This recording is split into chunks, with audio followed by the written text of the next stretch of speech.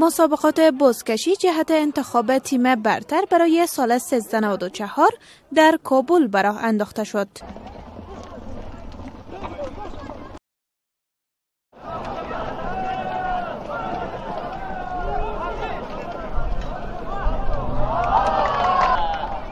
مسئولان فدراسیون بزکشی میگویند در این تمرین رقابتی بازیکنان از مرکز و ولسوالی‌های کابل اشتراک کردند.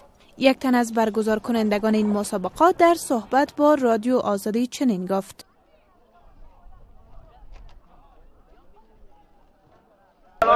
برنامه امروز یا مسابقات امروز که شما شاهد هستین عبارت است مسابقات تمرینی و مسابقات آمادگی برای مسابقات 1394 سال جدید. اگر رضای خدا باشه یا آمادگی داریم. هدف ما از این مسابقات هر پنجشنبه برنامه‌های مسابقات ما راندازی میشه به اشتراک عموم تیم هایی که در کابل یا ولسوالی‌های کابل وجود داره.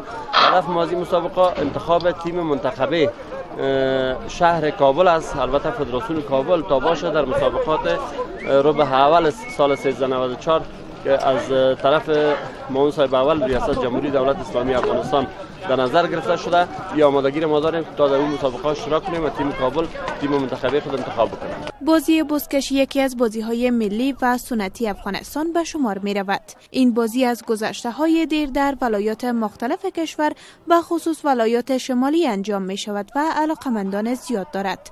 بزکشی بازی فرهنگی، ملی و یک بازی گروپی در افغانستان است که به گونه دسته‌جمعی بازیکنان آن را با سوار شدن بر اسب انجام می دهند.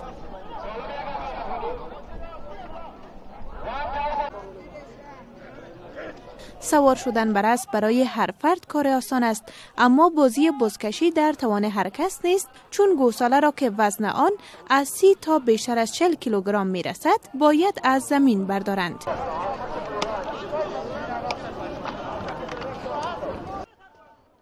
بر بزکشان چاپانداز گفته می شود و یک پاپانداز سالها باید تمرین کند تا یک چاپانداز مسلکی شود.